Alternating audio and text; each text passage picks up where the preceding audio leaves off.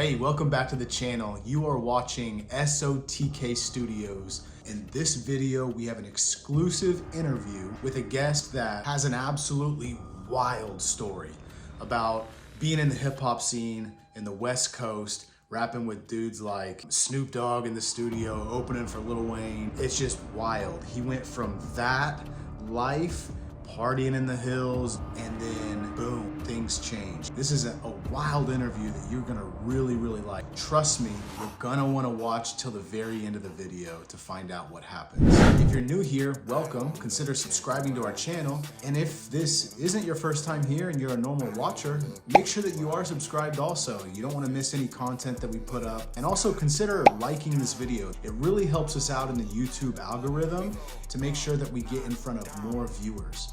So anyway, enjoy the interview. This is Derek Ryan. That ain't what it seemed to be to me. Y'all be trying to keep it straight. And I was walking away and I literally told God, like, you know, if you ever want me to make music again, you have to show me that you want me to. Other than that, I'll never do it. You know, I was in Beverly Hills and Hollywood and in mansions in Vegas and at parties with Puff Daddy was there, Future. I mean, you name it. He said, God is molding and shaping your husband into the man that he is designing him to be. I don't know which way to go. Steps are ordered by the Lord, not by the law. Y'all gon' get some body blows. Don't box with God. Understand the order so we know that he's in charge. I like artistry. I like music that sounds good, that tells a story, that represents Christ, but does it in an artistic way. You know, like makes it relatable to where, I don't know, like that word balance is so complicated because I'm not like in my music, I'm testifying. I'm not judging you. I'm telling you grace and truth. I'm telling you the truth with grace and the fulcrum. So if you have a balancing scales, there's those bowls and there's something in the middle, the fulcrum that holds them up, and the fulcrum has to be love. You That's know, good. so I'm learning to just tell my story authentically and use the word of God just as I'm doing in life to navigate through it and to make it make sense and relatable to people that are struggling in everyday life. And it's like everything I have, I want to give it to God, but learning that balance of being able to write a love song to my wife that glorifies God at the same time, or learning how to talk about business that glorifies God. I hear you.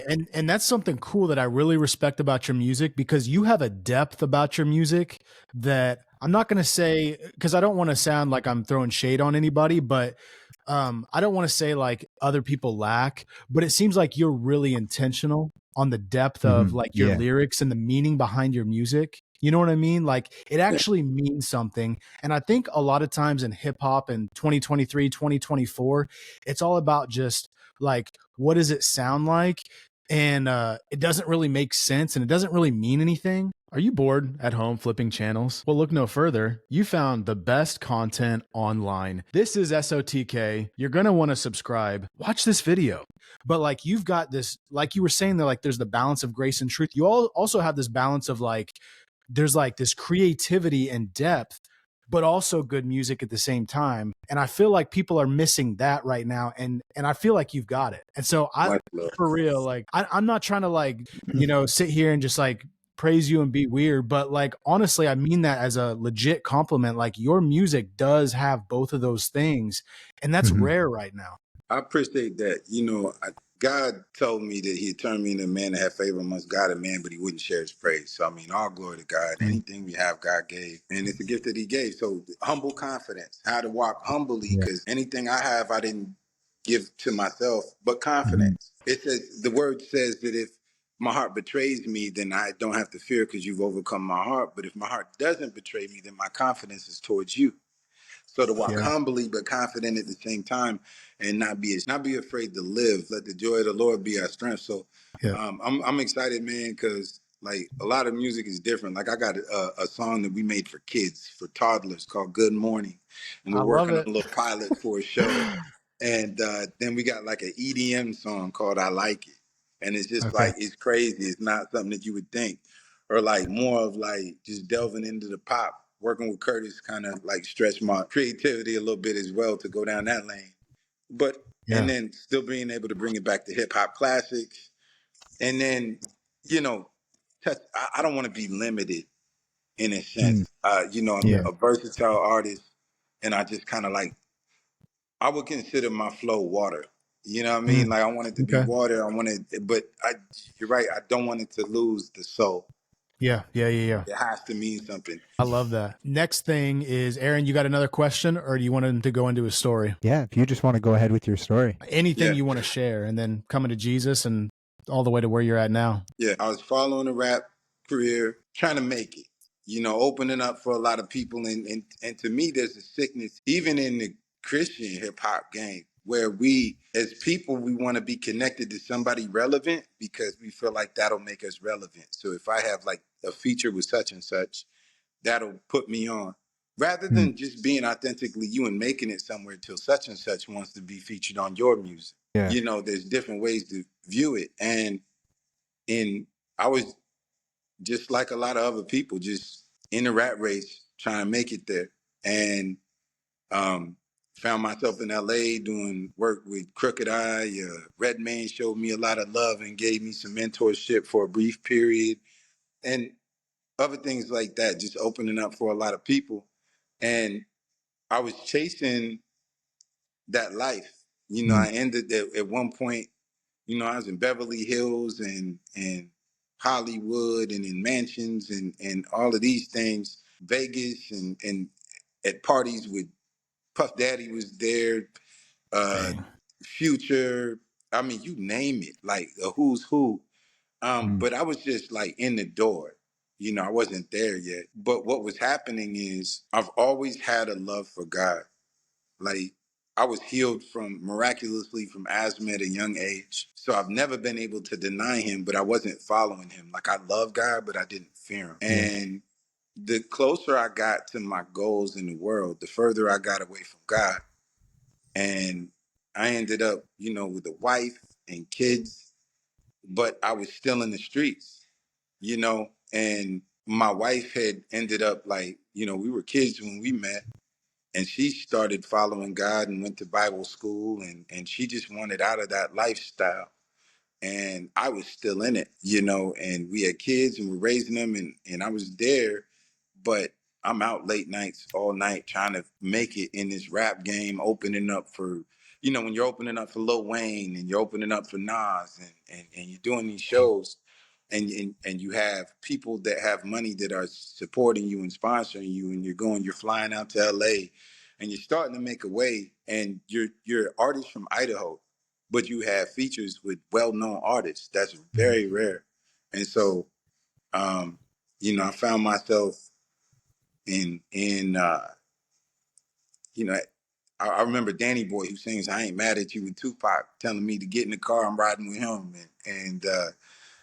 Wow. and being on Tretch from Naughty by Nature, their guest list for their concert, and it's not like I'm best friends with these people, but just from personality and charisma and opportunities and just seeking something with everything, you know, just putting myself out there and constantly pursuing it, doors would Yeah. open. But I feel like God was protecting me because I didn't make it all the way there. But there was always something holding me back because, you know, I stay out all late night partying and whatnot and then come home to a wife that was unpleased, Mm-hmm. understandably, Yeah. and then going to church on Sundays. And Mm. I ended up like around some people in LA that were telling me that we are gods and Mm, telling me to deny God and that I was believing in a fairy tale. And I could not, no matter what, because I was healed at a young age, I always believed. But it was almost like it wasn't almost like they had more biblical knowledge. The atheists that I was around had more biblical knowledge than I did. And I got to a point where you know I'm around illicit drugs and all kind of other stuff, and I'm not gonna really dive into that, but just as deep and as dark as you can go, I've been. The higher you get, the darker it gets, and money, white collar criminals or whatnot, being rubbing shoulders with people that I've just seen a lot, and it Yeah. was empty. It Okay. was empty up there. It yeah. was Let me empty. ask you a question about that. Yeah. So, This episode is brought to you by Prime. Just kidding, it's not. But don't forget to like, comment, subscribe. Now back to the video. Were these dudes nice? Like, were they cool to be around? Like, did they treat you well? Because like when I'm hearing this story, I feel like I'm hearing about people wanting you to give up your faith or admit it's a fairy tale or whatever. But besides that, were they pretty cool? Or did you feel like you had to trade something to get like friendship from them? There was a few different types of people. One type of people were people that were from an urban community that our water's been poisoned so much that this is just that the whole culture is accepted as reality. And there's a lot of people in the church that misrepresent Christ. So that understandably they have a problem with that, and it could push people away, For sure, and yeah. and so those people, I feel like they saw something in me charisma wise, and it's more about just being real and being authentic. But it's the definition or the perception of authentic is based off of the rules and regulations that they've set up as in the street code. So the realest you are, you're violent typically, you're a player, you have a lot of money, and you're hardcore, like you don't let anybody any disrespect, and that's what we've been taught. And so, you know, our perception of what is real is perverse as far as Yeah. the culture, urban culture. And then you had people in that industry that it was more competitive, and it was always, people would rub shoulders with you, like when they felt like you had something to offer. You got groupies, you got male groupies, female groupies. It doesn't matter if you're opening up for such and such. People are trying to get next to you, but really until they find the person is the next up. You know what I Yeah. mean? So Yeah. so they're always looking for the person with the golden ticket. Yeah. And and then you have people um that see something in you that it's like a white collar thing. Like they got a lot of money, and so they're looking for the next thing, and they just got a lot of things around them. Like they got the money, there's the lawyer right there, there's the business owner, and it's all about what you got. And I was kind of more like a spectacle around them. This is our brother, this is the rapper. He can get us into any club. Like I knew everybody, so I could get them into places, and they're used to not waiting in line, and everything's VIP. So when we were in Vegas, we're at the Wyndham and the Encore, and I got, it's me and my wife, and them and their wives, and everybody's beautiful, and all of these things. And it's what it reminded me of was 2 Peter chapter 2. It says they promise you freedom, but they themselves are slaves. With eyes full of adultery, they dine with you, insatiable for sin. And I'm not quoting it perfectly, but it's 2 Peter chapter 2. Reading that scared the hell out of me, because it's like that's what I saw Yeah. in that life. Like I saw you and your beautiful wife, they'll invite you in, and these parties, these lavish parties, like it's debauchery and all this other stuff going on in the world. And to them, they're offering you freedom, but they themselves are slaves, because to anything that somebody is overpowered by, is to that he is enslaved. Yeah. And Amen. so I just saw a lot of slaves all around the board. And I myself was a slave as well. Yeah. Dang. So fast forward, something happened. So you're spending time with all these people doing this stuff, but you Yeah. have like these convictions along the way. You're like, I don't know, like you felt a little Yeah. bit uncomfortable in some situations, and I, your wife was unhappy when you were coming home. And then what happened? Well, I couldn't fully commit either way. So I was lukewarm to the nth degree, and I couldn't commit all the way there. Like I had brothers that they was in the game and inviting me into their circles and saying, man, what's wrong is you're married. If you left her, then you could be free to live like we're living. And I just knew that was evil. Yeah. And then I was also so lost in addictions to substances and all of that it was hard. I would try to let it go, and I find myself repenting, but then flush drugs down the toilet, say I'm done, apologize, cry, and then go back and do the same thing. And I just had Yeah. one moment where basically I looked in the mirror. I come home after a late night of partying. I knew that my wife was getting ready to leave. The only reason why she stayed is she actually had a prophetic word from a pastor spoken to her. She was at a church, and there's this Robert Mosbach. Shout out to Robert Mosbach. But he was, after he comes in from Great Britain and he was preaching, and there's always a line of people that want to get a prophetic word from him. And her parents were in line and she wasn't even in line.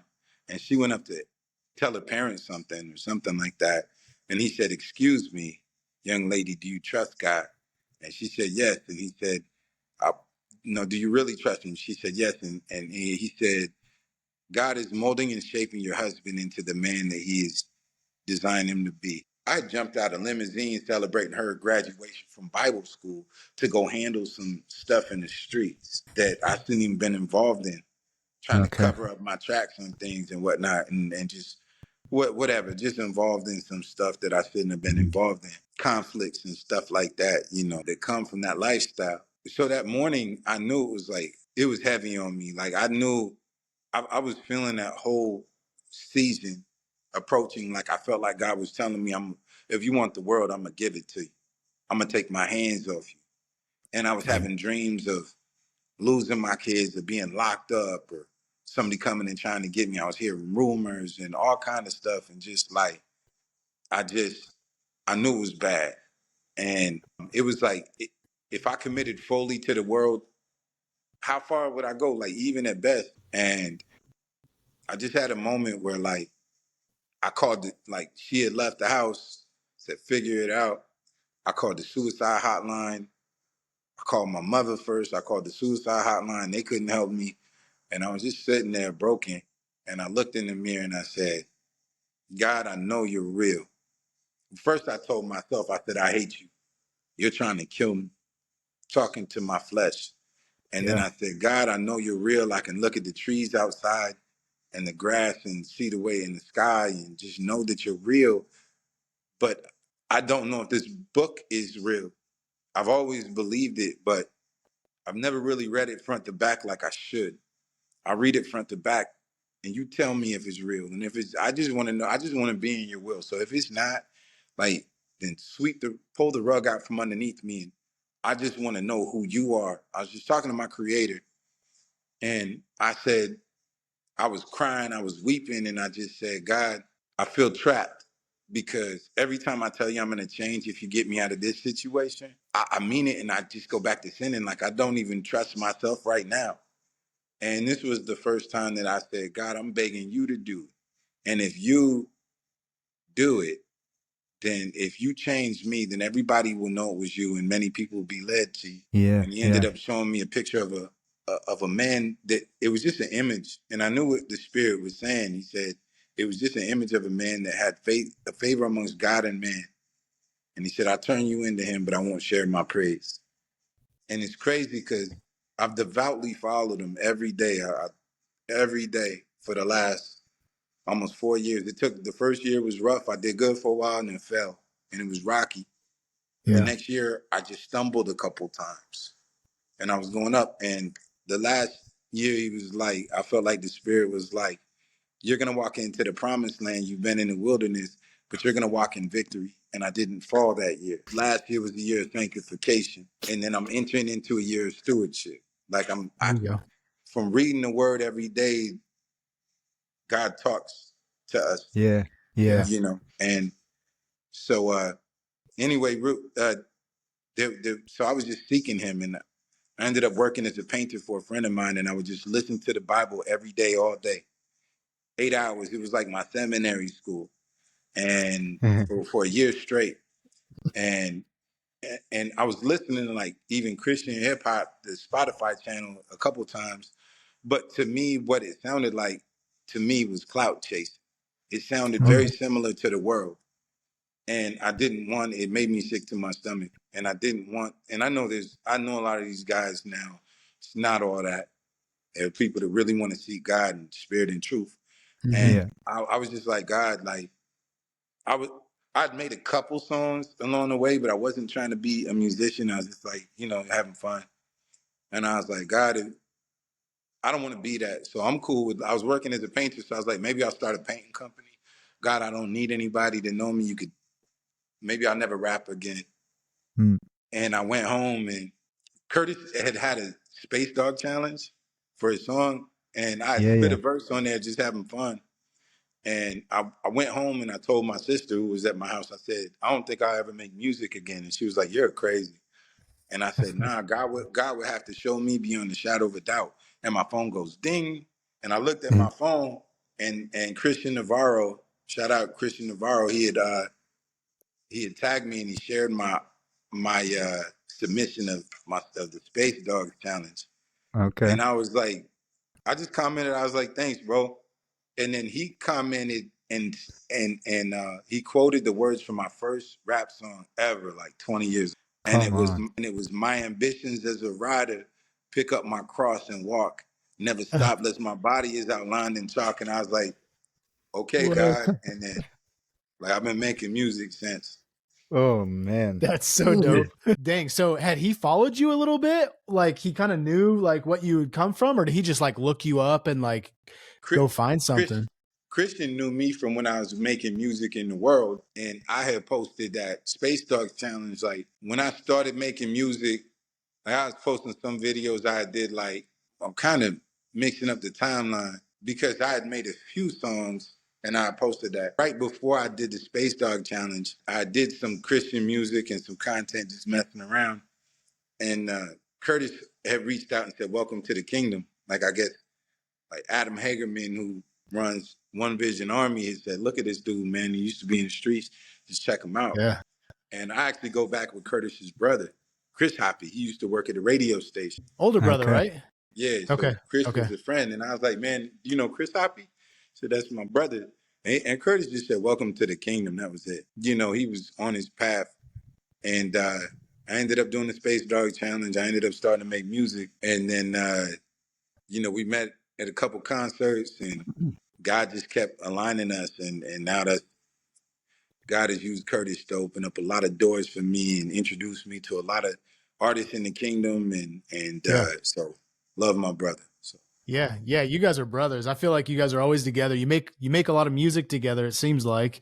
I know yeah, that just dude, I love Sunflowers still. Like I still listen to it like all the time. So that song is good. And your verse on there, you killed it. So dang good. I love it. And then your song, Hello, the one from earlier thanks, this year. Dude, I Yes. love thanks. that song. It's so good. Side note, real quick, I have 3% left in battery, and Well, I we'll am sorry about that. So I'm looking at no, it, it's all good. and I'm like, it's not going so fast, but I want you Yeah. to know ahead of time, so that way we could taper off as we, you know, No, that's don't cool. Well, cut here's off. what we'll Yeah. do. We appreciate your time. We think that you're an awesome dude. And obviously, like you said, all glory to God, but you make incredible music. You got an awesome heart. And this has been a really cool interview. So we've Thank really you. enjoyed having you on. I want to make sure that anybody watching knows where to find you. So Yeah, on social, like how to look you up, and then anything upcoming, you just went over that. So where yeah. can they find you? Tell you this,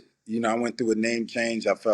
Me and my family just went on a trip around the country. We packed up the car and just my wife and my kid, my two youngest kids, and just went through every door got open from revival to revival, all through Texas, North Cool. Carolina, all of that. And on the way back to Idaho, I, I felt like, well, I was I was getting introduced at this revival, and they said, "What's your name?" And I said, "Derek," but I go by Vito. And when they walked away, I just felt like there wasn't an authenticity in that. And I told my wife, I was like, I'm just going to introduce myself as Derek. I don't even care about them knowing about the music or whatever. And I had met this elder from Ethiopia. And my friend Jake Sanchez, the leader of Inner Court Worship out there in Texas, shout out Jake Sanchez and Inner Court Worship. And shout out Spencer Bolio as well. Okay. Um, so Jake Sanchez was going to see a spiritual elder that I had met.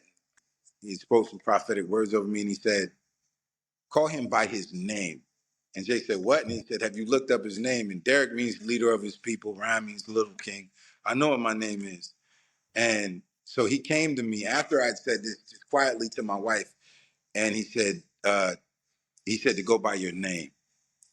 And so I had said this to my wife, and then he confirmed that I was supposed to go by my name. So Yeah. Derek Ryan, we're restructuring everything starting in January. So Cool. Spotify, all the platforms, it'll be Derek Ryan, just like it's spelled. Love Unless it. you can find me on social media, TikTok, the Derek Ryan, if not Derek Ryan. So like TikTok, the Derek Ryan. And then Spencer Bolio, Curtis Hoppy, and myself, We got a group called Upside Down Kingdoms. So we're all dropping our solo projects. Okay. Shout out to One Vision Army. We'll be dropping Upside Down Kingdoms songs as well. And we got a lot of content dropping under that moniker, Upside Down Kingdoms, just about turning our kingdoms upside down and letting God's kingdom be the one that reigns and living our Amen. life fully as sacrifice to him and speaking life to people through this music and through our content and building everything for God and seeing souls delivered and freed. Amen. I love it, bro. Looking forward to all that. All of your social and music and everything is going to be linked below so people can get it there also. But again, dude, like so honored to have you on here. We I'd love love you, to do bro. it. I'd love to do it again. I love you too. And this Yeah. next time I'll be in my studio and whatnot. Okay. And we can set Dope. up some time. So maybe first of the year or something like that. Whenever y'all Bro, got time. let's do it. We'd love to have you on again. You're awesome. Absolutely, Hey, man. We appreciate you. hey, check Yeah. this out, man. I cannot love a God who I have not seen without loving brothers who I do. So I love you with the love of Christ. Praise Amen. God. You go enjoy your family, enjoy the rest of your trip, and we'll catch up later. All right. Thank you. Shalom. All right. All Peace. right, man. Be safe. So there you have it, guys. There's another spotlight in the bag. We're so happy that we can bring people before you and we can introduce you to whether it be their testimony or their music that's coming up. We love the heart behind everything that he's doing, and we really hope that you do check out his Spotify, check him out on Instagram, Facebook, wherever you can find him, and do support what they're doing, because this is such a great movement, like he said, turning the kingdoms upside down and just revealing the goodness of God. And so make sure to go over, give them a like, follow them on all those platforms, and don't forget to like, comment, and subscribe. Turn on that bell notification button so you don't miss a single video. So make sure to stay tuned. We have another interesting interview coming up with another Christian hip-hop artist. His name is...